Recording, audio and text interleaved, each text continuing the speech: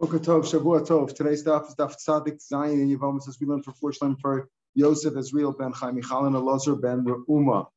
We got to near the bottom of Tzadik Vav and basic. Where was discussing a memra that Rav Yochanan had said, and Rav Elazar apparently repeated it over without using his name. In terms of discussion of if they made the bia of a ben tes of a child who was of a boy who was 9 years old. Is that like Maimer or not? There was a discussion about that in yesterday's Gemara. At the end, Rav Elazar repeated halacha that Rav Yochanan had said that they did make it. Rav Yochanan had said that asu, that they did make that. They made it like the like Maimer, like they gave it that power. And Rav Yochanan took offense that Rav Elazar didn't repeat it over in his name.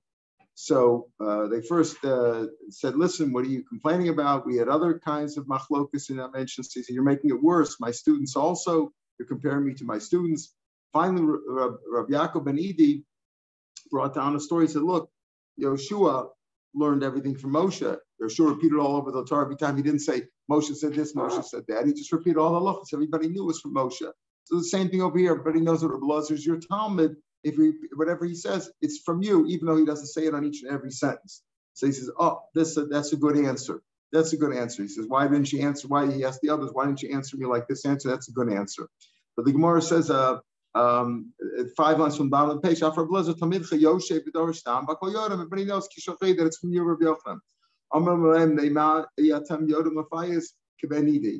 So why weren't you able to pacify me like that? That's a good answer.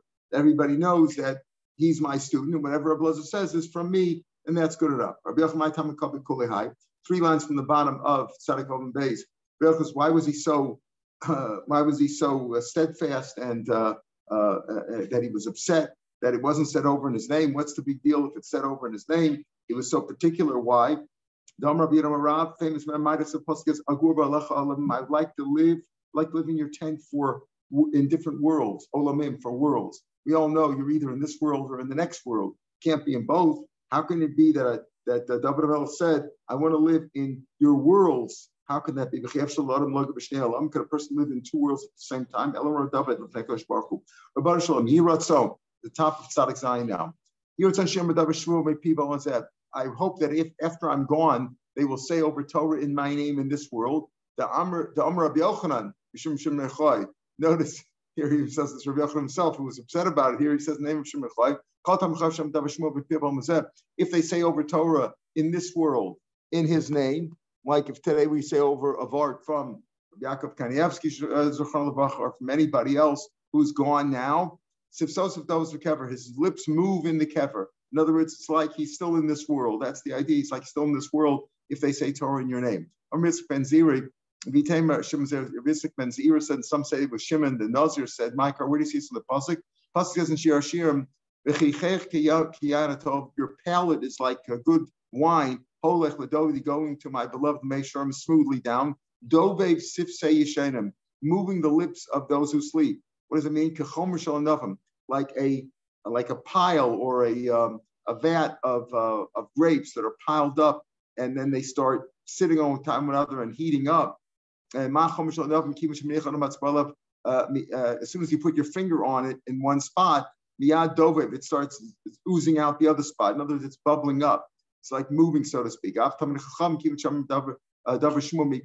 Since in this world, if they say something that they heard from the Ramah, from Moshe Rabbeinu, from the Rambam, you say something over, their lips move in the kever, so to speak. So I don't know if that means literally or figuratively, but it's like they're in this world and the next world at the same time. The Mishnah had said that when we're talking about a 9-year-old who made bia, who performed yibum, and then he died, so we say choletz v'lam sebemis because it's sort of like meaning Reuven died, left a brother Shimon. Shimon was 9 years old and performed yibum, but it's not really, and then he died. So since it's not really, it's only like Maimer, the second one. So it's like she fell, this woman Leah fell both from Reuben and from Shimon because Reuben was her husband and Shimon was her brother-in-law who slept with her, but he wasn't even bar mitzvah yet. So therefore we said, according to the Tanakama, there's no, you don't even do chalitza in that case. So he said in these cases, in the end of Mishnah, it says whether he's 9 years old or whether he's 20 years old, meaning that's the same thing. If you're 9 years old and you don't To be bar mitzvah, you have to have both shanim and simanim, meaning you have to have pubic hair and you have to have years. Halacha Moshe Sinai, a girl is 12 years old, a boy is at 13. That's for Jews.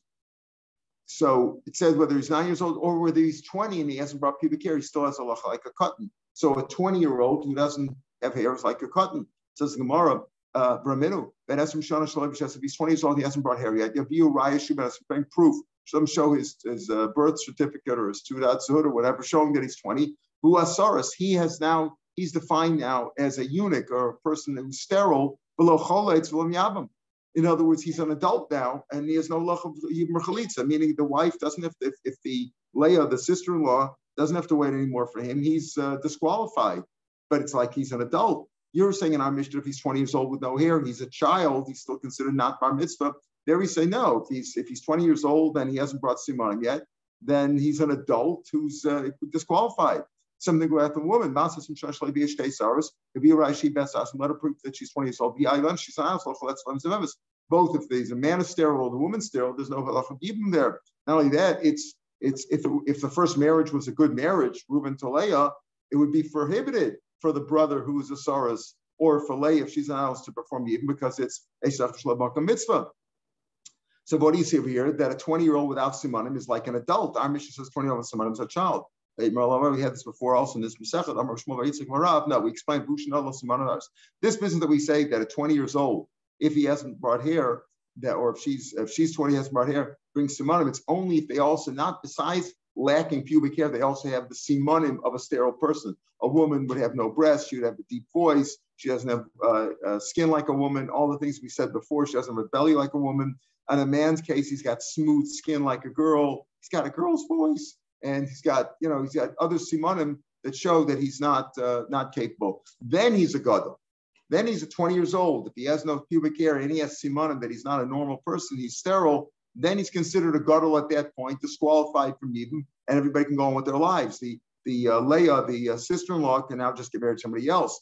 But our Mishnah is speaking about where he doesn't have those kind of simanim. He's just a late developer. He just doesn't have any pubic hair at that point at 20 years old, which is not normal, but he's still considered a cotton. And therefore, the rules on our Mishnah apply. Amarav, Tani says, Vahu Asaris.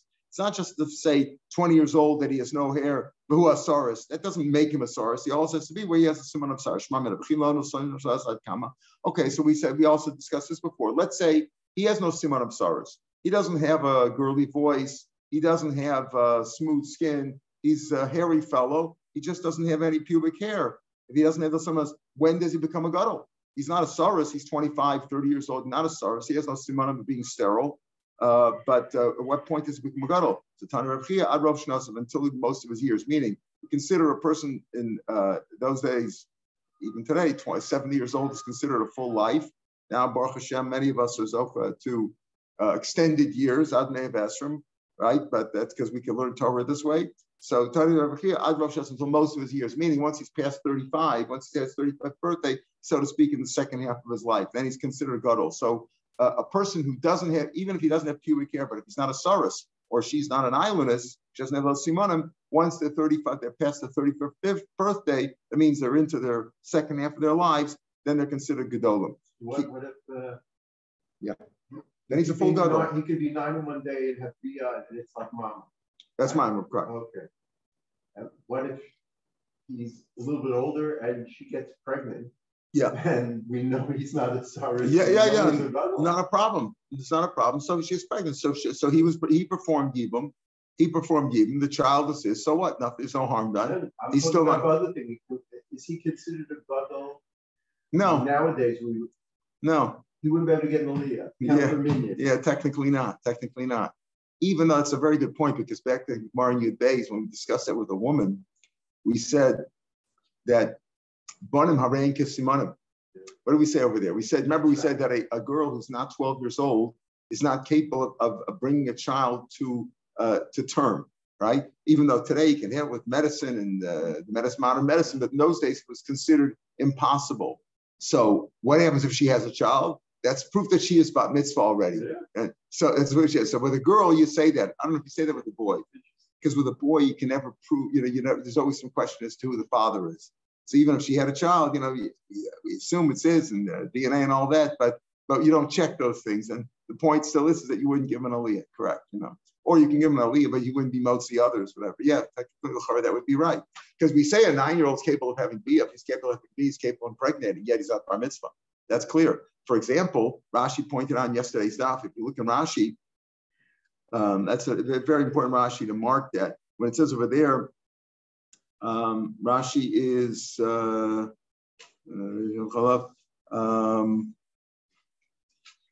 I don't see the Rashi right now, but it's on. I'm pretty sure it was on Amid Beis. Yeah, here. Rashi in the middle of the Mishnah, about 2/3 of the way down Rashi. Also bia is bia kedusha and kedusha vein kinyan cut and klum acher beishtaris. In other words, Rabbanan made it like a mime when he's 9 years old. But let's take your example a little bit further. Let's say he's 10 years old, and he gives somebody kedushin. She's bat mitzvah, and he gives her kedushin. No. And if he dies right now, there's no yibum or chalitza. It's not kedushin, even though he's a gadol, and he could have impregnated her. There's no kedushin. He's not bar mitzvah. Okay, but by a woman, we did say, don't understand. We always had that part. You always had that part that when we had our first daughter, we had the girls first. So we had 3 girls, then 3 boys. So the first girl was born. So we had a great uncle who used to say, banim hare that the bas tchila simin yafa lebanim. Remember the Gemara says that. The Gemara says that also. That if you have a girl first, that's a good siman for the boys.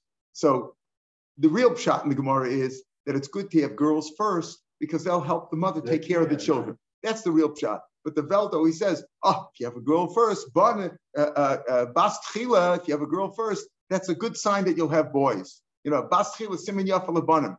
When you have the second girl, he says, that's a real good siman. The girl says, good, I grace the siman. That's a great siman. But the answer to that is that banim adifim misimanim. Forget all the simanim. The Gemara says banim adifim misimanim. In other words, she has to have 2 hair, she has to bat mitzvah. But if she has a child, banim adifim misimanim. Forget all the simanim. And in Yiddish they say all simanim zeren grois narunim. The simanim are nice things, but they don't hold water. In court, simanim aren't good enough. Give me the money. Right. All right. So what happened? Kiyasa came to Rava near the end of the parak. Kiyasa went to give Rava with questions about this. A kid would be, 18 years old, 19, 20 years old, and he didn't have pubic hair, and he wasn't. It's very rare to have somebody, a saurus or an annals with those, strange simanim. It's almost like unisex, people. Unfortunately today they try to make themselves that way, but he has no male characteristics and she has no female characteristics. So when somebody would come like that before, they weren't like that. They had characters, they just didn't have hair yet. So if he was weak, meaning he didn't have any hair yet, Amalu Zilavru, fatten him up a little bit, give him something to eat. Like Ibari, if he was too fat, Amalu Zilavru should put him on a diet. In other words, Rava knew that the proper balance is not to be too skinny, not to be too fat, right? Give him on a diet. The honey simanim, these simanim of pubic hair, zimna the nasri machmas kishu, sometimes disappear because of being weak, being not fed properly. Sometimes they can fall off because they're too fat. In other words, sometimes there could have been simanim, but they could have fallen off or they could have disappeared. So therefore, he said, put them on a proper diet. That brings us into the next parak. Those analysis we had this more all pretty much before back on the Talmud. What does this mean? You're not supposed to rape people. You're not supposed to seduce people. So let's just call it out of wedlock. A man slept with somebody out of wedlock. He can, of course, marry her. If she was a Nara, Basula, and he raped her, he has to marry her, right? Let's just talk about a case where he slept with somebody out of wedlock. Can he now marry her daughter or her mother or her sister? Yes, why not? It's only if you were married to a woman, right? If Reuven was married to Leah, he's not allowed to marry her mother, her daughter, her sister. But if he wasn't married to Leah, he just slept with her, let's say out of wedlock, then you could. Okay. But of course, the other way around is so good. If he's married already to Leah, right? If he just slept with Leah, he can marry her family. But if he was married to her, then he couldn't live with her daughter, her mother, or sister out of wedlock. Doesn't make any difference. Then you're chayav. No sin. That's one halach. No sin. What about if his father slept with somebody out of wedlock. You know, if your father's married to somebody, even if it's not your mother, of course not your mother, you can't marry her, right? You can't sleep with her.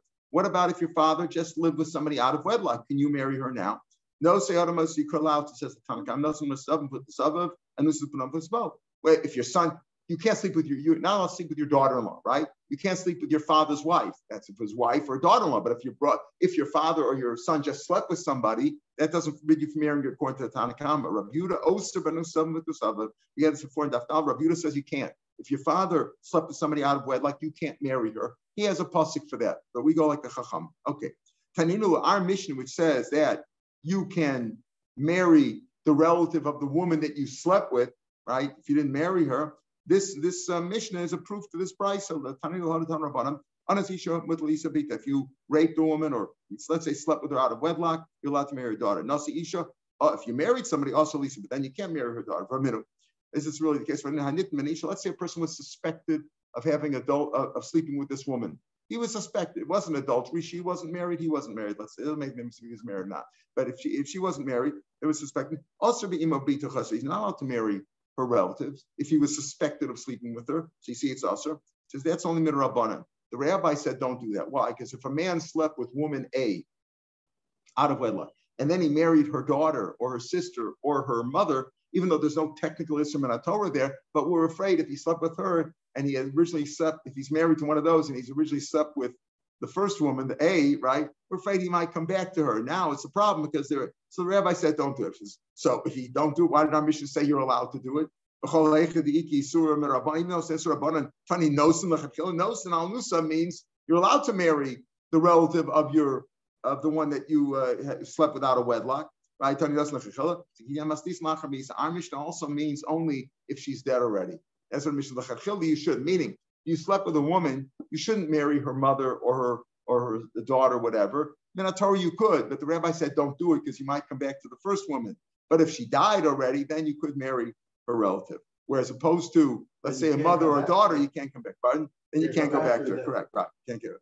I mean, where do we get this from? Where do we get this idea that you can? The Tanur Rabbanan B'Kul Nemashchi that says Kol Shochem in Kedoshim, it says over there, you shouldn't that it's also to sleep with this one. Shochev. When it comes to marriage, it's also about taking Lomilcha Derech Likuchan also Torah only if you married her. It's also your sister. It says Isha Sheika Chesachoso. Are you going to tell me also you can't marry your sister only if you marry her? Give her kedushin? Of course, doesn't make any sense. It's only also if you marry her, you're not sleep with her at all. The Kuchling Torah Stam says don't take. If it's possible to marry her, then it's only usher if you married her. So again, it's only usher in Torah. If you married a woman, then you can't marry her mother. You can't sleep with. If you married a woman, you can't sleep with her mother or her daughter or sister. Right? When it comes to his sister, it just means sleeping with her. It doesn't mean. That's one answer. It's based on that. Rav Amar. How do you know that if you slept with a woman, you're allowed to marry her daughter? If you didn't marry the mother, you just slept with her. Basik says like this: you shouldn't sleep with your granddaughter, right? From your daughter's daughter or your daughter of your son's daughter, your brother. You shouldn't sleep. It's mash, but you could sleep with hers. In other words, yours, but you're the woman you slept with, mashma, you could. In other words, if you slept with a woman, you could sleep with her granddaughter. So you didn't marry the woman. Except on the other hand, it says Erbasi should be to lo skale. You shouldn't live with a woman and her daughter, or her grandchildren, lo sikach.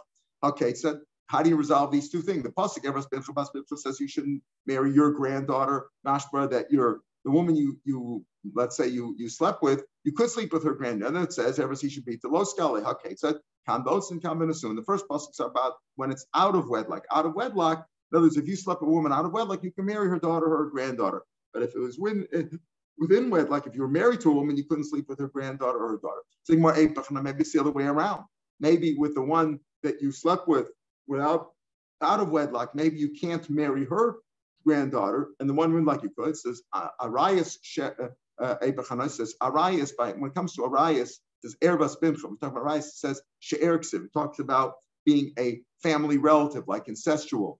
It talks about having a family, like part of your family. You're related to them. It's not stam a marriage. Like a person who commits adultery with a married woman in the street, that's not share. Share means that it's related to you. Share but as soon as he can share, but like a share. When it comes to just sleeping out of wedlock, that's not called share. So therefore, we know that the first pasuk, Ervas bas pincha bas chalil laskale, and then it says Ervas isho bita laskale. In other words, by Arias, when it talks to Ervas bas in that parsha, there it's talking about share, and that's that whole parsha speaking about benasuin, as opposed to Ervas bas pincha laskale, where it's not talking about share. That share is not mentioned in that parsha in Perek Chav, that would be Kedoshim. It's not mentioned. I think to put the parsha of the issue. Yeah, so in the parsha of Ervas bas pincha bas pitra, there it doesn't mention share. In the other parsha of Ervas isho bita oskala, there mentions share. So that's talking about nisuin. Rav Yehuda says if your father slept with a woman, you cannot marry her.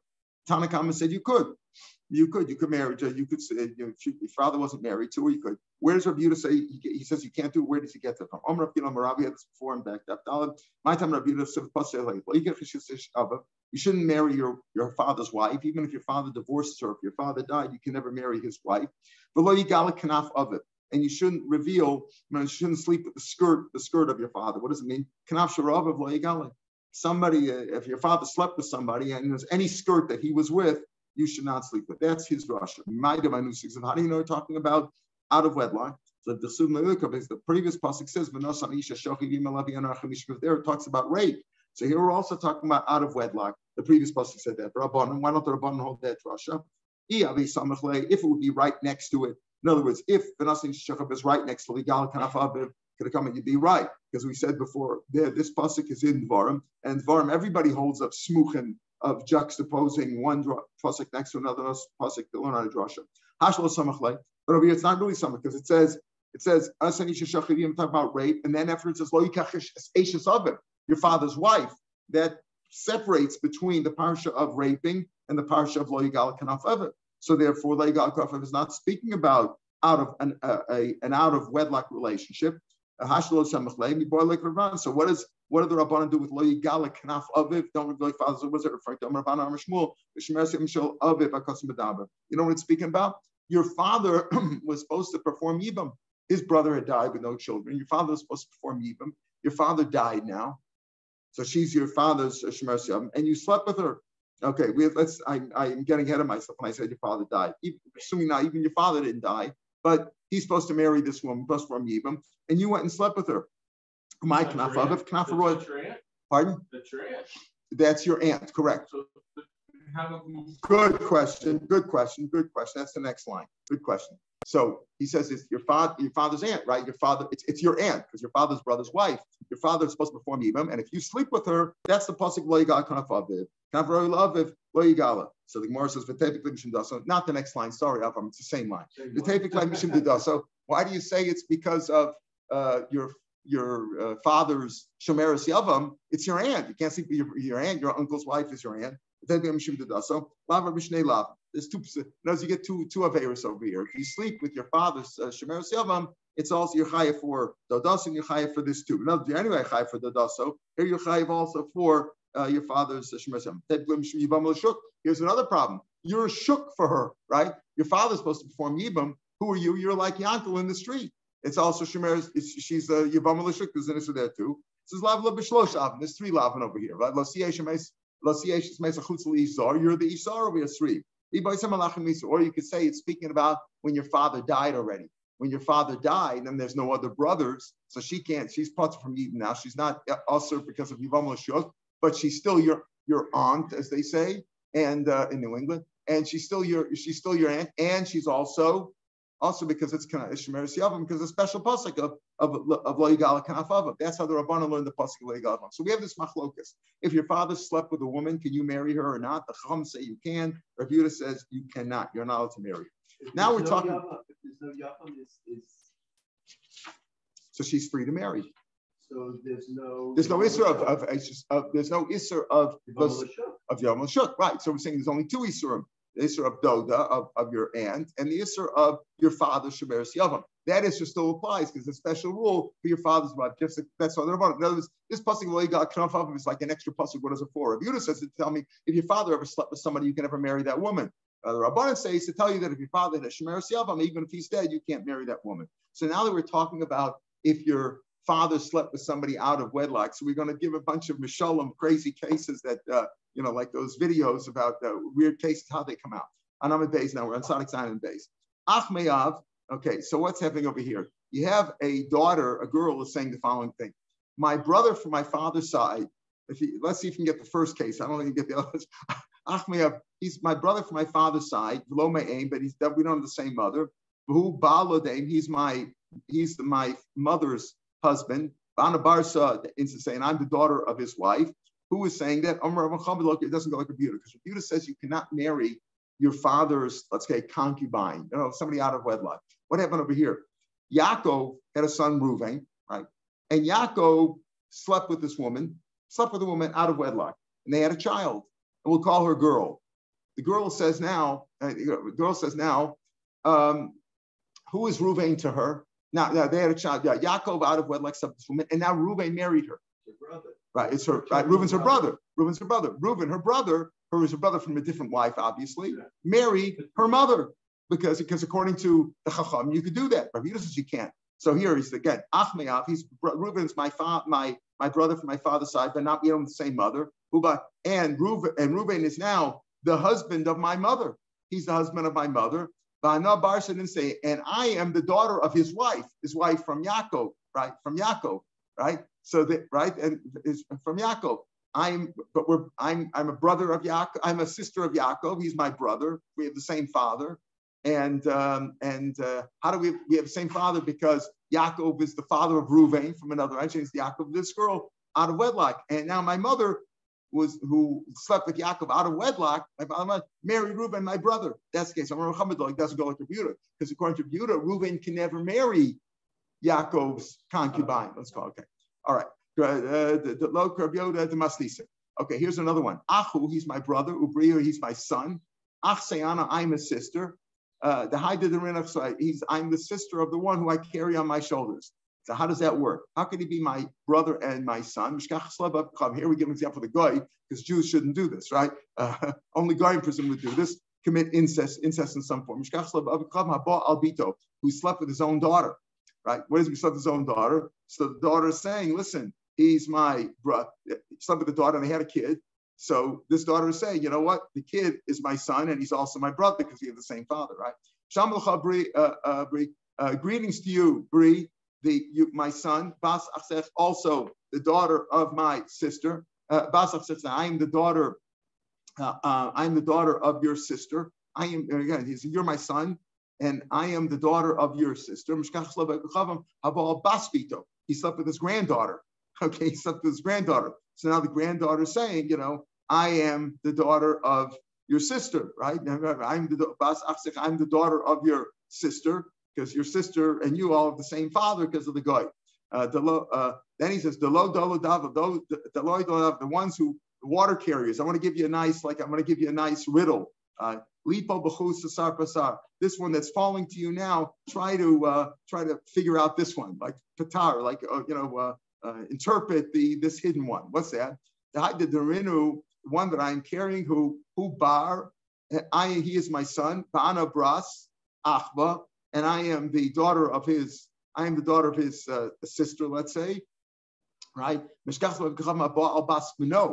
Or I'm the daughter of, let's say, of his brother, Al-Bas Mano, who slept with his granddaughter from his son's daughter. So here also, and now the girl is saying, this granddaughter is saying, you are my son, and you're my son, Ana Bras Achba, and I am the daughter of your brother, effectively, right? That's why I'm the daughter of your brother. Bye, whoa, me'ach, from my brother, who's also my father. Listen to this. He's my father, V'hubal, he's my husband, V'hubal, and he's the son of my husband. V'hubal de'aim, and he's the husband of my mother. V'ana barsa difse, and I am the daughter of his wife. And with all that, and he won't help out. He won't give any bread to the Yisomim, who are his grandchildren, Well, how does that all work out? Listen to this one, weird one. If you lost me, we're at the top, at first of the white lines. But a guy slept with his mother, Oedipus, right? Slept with his mother, Beholid, Mimanabas, and he had a daughter. Then he slept with his own daughter. In other words, he slept with his mother, then he slept with his daughter. And then his father also slept with his daughter, Beholid, Manabam had children. So all this is how this works out. It says, listen, this guy is my father and he's my husband and he's the son of my husband because of all this incest that took place. Anavat achi, I and you are siblings. Anavavuch achi, I and your father are brothers. Anav imech achi, and I and your mother are siblings. A guy who slept with his mother. He had two daughters from her. Two daughters. Slept with his mother. He had two daughters. Now, these daughters are basically his sisters too, right? Slept with his mother, and he had two girls from her. And then he slept with one of his sisters, who's also his children. And they had a son. And when his aunt was holding him, and this is what she said to him. She said, I and you are brother and sisters because we had the same father. I and your father were also brothers, and I and your mother are brothers because we all came from the same parents. Here's the last one. Anava, this one's kosher. All those that we spoke in the middle were only by goyim. Only goyim do those. Jews don't do those things, right? Anava b'nei achi ana. I and you are children children of sisters. In other words, our mothers are sisters. Listen to this one. Anava avuch bani. I and your father are the sons of brothers. Anavi mech b'nei achi. I and your mother are also the sons of two brothers. We are the children, let's say, of two brothers. How does that work? Hi, Bater Mashra. This also works out the heter. How so? Kugon. Reuven Reuven has two daughters. Reuven's a good guy. He's a Jew, right? Not Jew, he's the before. He has two daughters. Okay. Now, who married his daughters? His brothers. Brothers can marry your brother's nieces, right? So, Shimon married one of Reuben's daughters. But Bar Levi, not Levi, not the brother. Bar Levi married his cousin, right? Bar Levi married the other daughter of Reuben. In other words, they kept it in the family, but it was all legitimate, right? And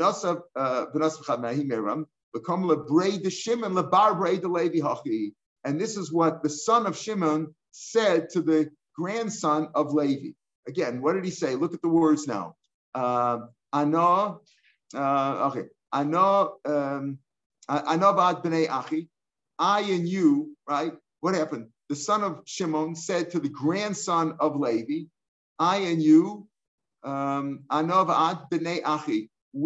I and you are the sons of brothers, right? I am the son of Shimon, right? Ano bad, and you are the grandson of Levi. That's like we're brothers. Ano vavuch. I and your father. Your father is Levi. I'm sorry. Anavad b'nei achi. No. I'm sorry. I didn't say that right. The first one is Anavad b'nei achi. We are the sons of sisters because they're both the sons of Reuben's two daughters. We said Reuben had two daughters. Shimon married one daughter. The son of Levi married another daughter.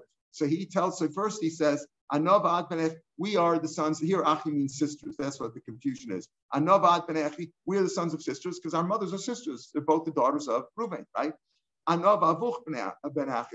and your father, I'm the son of Shimon, and your father, who was the son of Levi, we are the sons of brothers. Shimon and Levi are brothers, right? I and your mother are the children of sisters. Why? Because I am the son of one of the daughters, and your mother is also from a sister, right? They're both the sons of Bnei Achi. No, and the last one is Imech. I and your mother. Your mother, who is your mother? Levi married one of those two sisters, so I and your mother are also the children of the same of brothers. We're the children of brothers. Why? Because I am the son of Shimon, and you are your mother is also from Reuven, so they're Reuven's daughter. So we both come from the same family. Yoris was Megayer. She converted and her children were. Now we know Gershon Askar Katan Odam. So Yoris was Megayer, and her children converted with her. Her children converted with her. Lo Chosim Le'am. There's no chalitza over here.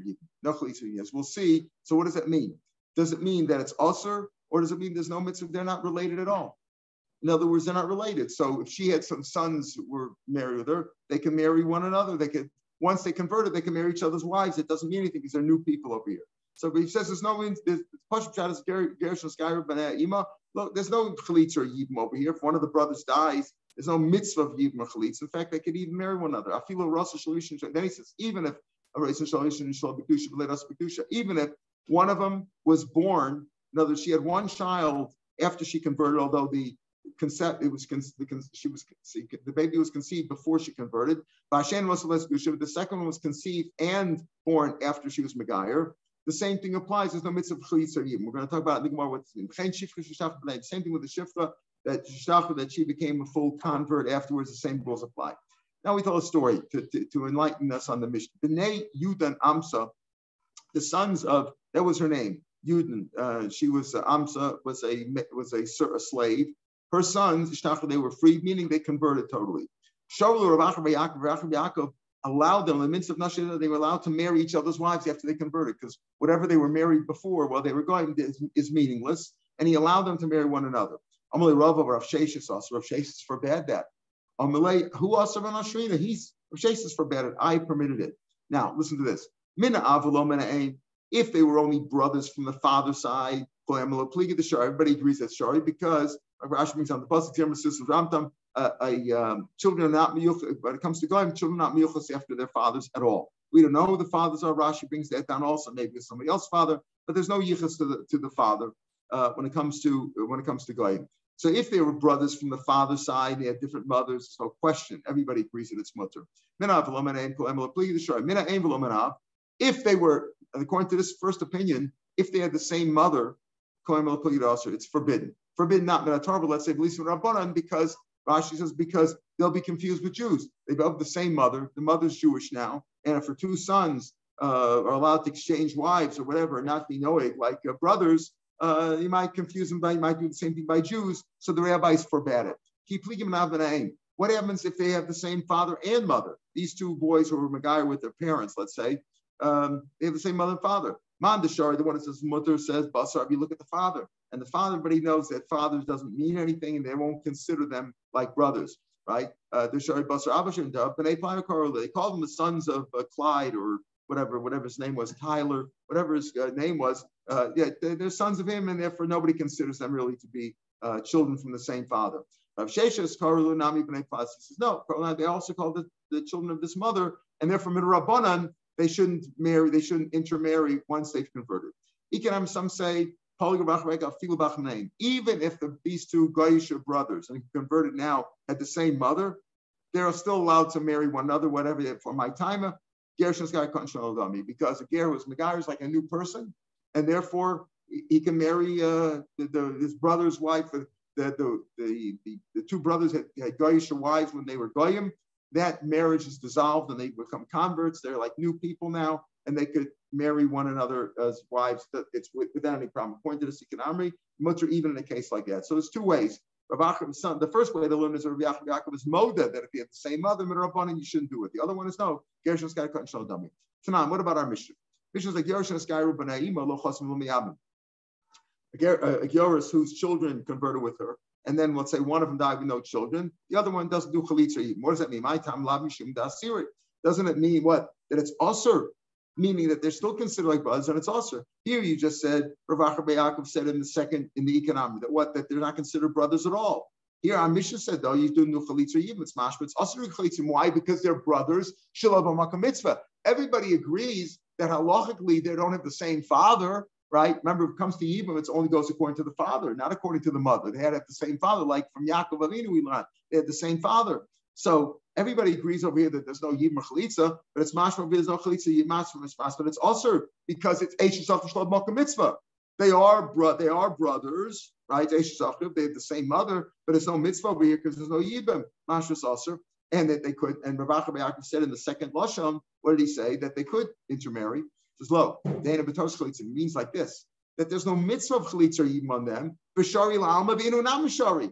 In other words, in a case like that, where they both converted, the mother converted and the children converted. They're all new people. So it doesn't mean there's no mitzvah of chalitza or yibam, but they are considered brothers and they couldn't marry one another's wife. That's just no mitzvah. No, they can marry anybody they want, and they can marry each other's wives also because they're like new people. That's what Rav Shapiro will explain the Mishnah. Ivak but the Mishnah says afilu. It says afilu. What did the Mishnah say? Even if if they were both born b'kedusha, but one was conceived shalom b'kedusha, one was conceived b'kedusha, even then we say no chalitza. It says afilu v'kani afilu. If it's aser, meaning they're considered brothers without a mitzvah of yibam. Even though the first one was conceived while they were going, it's like two different mothers, because one conceived her child, and it was the same mother, but one conceived while they were going, one conceived when they were Jewish. It's like two different mothers. It's still usher. It's still usher because they're like brothers, and they're not. And there's no mitzvah of chalitza even because they're like two different mothers. Right? Even though, so if it's two different mothers, maybe you'll say, that since one was b'kedusha, one was lo b'kedusha, afilu hachi, it's still aser because they're like, even though it's like two different mothers, but it's really the same mother. And if it's the same mother, the rabbi said you shouldn't do it because you might come to do that with regular Jews also. So then it would make sense. And what's the point of afilu? If you tell me afilu is what? That even though it's like two different mothers, still we say it's like one mother and it's aser. That makes sense. It's aser. If it means like there's no mitzvah of chalitza yibam, but they can marry whoever they want, including each other. So my afilu, I'll tell you what the afilu is. So the it's mashma like the idea that it's aser, and Rav Yaakov would be wrong that if he converted with this guy with the lady converted and her two sons converted, it's mashma here that it's also for them to marry one another's wives, not like Rav Yaakov says. No, it means this. My afilu the Africa of the violence of kedusha, even though. Here's the point. Even though they were both born Jewish, when each one was born, the mother had already converted. And you might confuse them with the Israel. They were both born Jewish. You might compare with other Jewish women who had two sons, and there they cannot marry obviously one another's wives. It's still mutter. It's still mutter, even though they were both born Kedusha. Why? Because one was conceived without Kedusha. Once the lady converts and she's fully Jewish and she conceived two kids afterwards, and she's a regular Jew. Here's the point: is that even though one was conceived out of Judaism, one was conceived in Judaism, might consider like two different mothers, still we say it's also. No, it doesn't mean that. Maybe it means this: that even though they were both born b'kedusha, and you might mix them up with the Yisrael, feel like still it's shari. That's how Rav Yaakov stands his ground in the second economic. Usually you go like the economic. The Rav holds that. Again, if a woman converted and her two sons converted with her, they can marry each other's wives. No chalitza, there's certainly no mitzvah of chalitza yibam, but they're free to marry whoever they want, including each other's wives. Economics, some say that just the opposite, the sharu. It's probably that he's right, that it means that they're mutter, like Rach was right. The tani afilu. If you say what? That it's mutter han tani afilu. Even though they're both born b'kedusha, that's what be Israel feel shari. Asiri. If you say it's aser, my afilu. What does it mean afilu? What does afilu mean? What is he telling you afilu? Of course it's aser. It's the Africa of the region of b'kedusha. That's b'kedusha. Hashem knows b'kedusha. Is the thing that we wanted to say originally as the kasha. Even though that it's like two different mothers. Still it's aser. Even though it's like two different mothers, and you might say that if it's two different mothers. You're not going to confuse it with two born from one Jewish woman. Still, we say, and you might say that it's mutter. It's still aser. That's how you could learn. So you could learn that it's aser. So again, when our mission is like Yerush and Skype, you could learn that it's aser. Not only it's aser to chalitza and they can't marry one another. It's like Echad Shalom Bakam Mitzvah. Or you could say not like that. Now the truth is, though, Rashi points out 4 lines from the bottom of the page that even if you hold like Rav Yaakov, who says that if they converted. There's no mitzvah of chalitza yibam for sure, right? Because they had a goyish father, no mitzvah of chalitza, no mitzvah of yibam chalitza. However, if they were both born b'kedusha, one was conceived when they were goyim, one was conceived when they were goyim, and one was conceived when they were Jews, right? But they were both born Jewish. They still are brothers. There's no mitzvah of yibam. They're the same father. but they couldn't marry one another's wives. In other words, this sort of Rav Yaakov says that they can marry even one of those wives. That's if they all converted together. The mother converted, the two sons converted, two brothers converted. They're like new people. They could marry whoever they want. They can even marry each other's wives from before where they're going because they're not really related. That's if they converted that way. But if they were both born to a Jewish mother, even if one of them was conceived while he was a guy, but they're both so they're mothers from they're brothers from the mother's side. They had the same Jewish mother, then they come from him. That's Rashi says on Dafka Meshani Ravacha Uledasat. Where's Rashi say it here? No, about 5 months from Bambesh. Dafka Lealma Avladu Mother Ravacha Dafilu Kor Station Sachika Kin Ledasam Kedusha Arain Achva Manem. Dafka Meshani Ravacha Uledadu Namishari Aresh Kamasam. Ravacha says that Pshat in the Mishnah is that it's mutter for them to marry. He means to say that there's no mitzvah of chalitza, and they could marry one another. That's in the first case. But if they were both born from a Jewish mother, then they can't marry one another's brothers because they were both born Jewish. So there'd be no mitzvah of yibum or chalitza, but they still could not marry one another's. They're still brothers. Tashma, proof me a two brothers who were twins. Gerim, they became Gerim. Now, sure, they were both born at the same time, right? They were Gerim. Or if they're free, no mitzvah of chalitza. Okay, that means there's no chiyuv shach. That means that they're not considered brothers, right? That if they marry one of those wives, no isur shach. If they were conceived while they were going, then they were born when they were Jewish. That no chalitza or yibum, because they were both born that way, both born Jewish. If they were conceived and born kedusha, right? If they were mother converted, and then she got conceived, then they're full Jews. He said before, though, that if they converted while there were two brothers, they went and converted together, there's no mitzvah chalitza even because they don't have the same father, obviously. There's no father at all. There's no chiyuv. So it says chiyuv like it. There's no chiyuv. Smash, but it is usher. Why would there be usher if they converted? You were just saying Gershon Sky Cut and Chanel dummy that they're free to marry. How could they be free? He says there's no you're not chayav eishasach mash, but there is isur. Or Gemara says no. Who had done nothing isur and ami like it? There's no isur at all. I need the one message safer. Since the safer says Ava chayavin in a case where they were born both b'kedusha,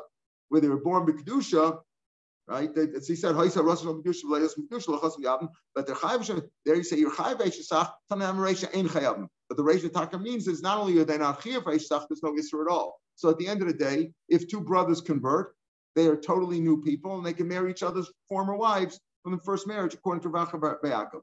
That's if they converted when they were both born goyim. They were both born, and now they converted. If they had a Jewish mother, not so. If they were both born to a Jewish mother, then they're regular brothers and be an issur of eishasach. And there's no mitzvah of yibum chalitza because they didn't have the same father. All right, we'll pick them here tomorrow, mitzvah. Amara. Right, have a good day.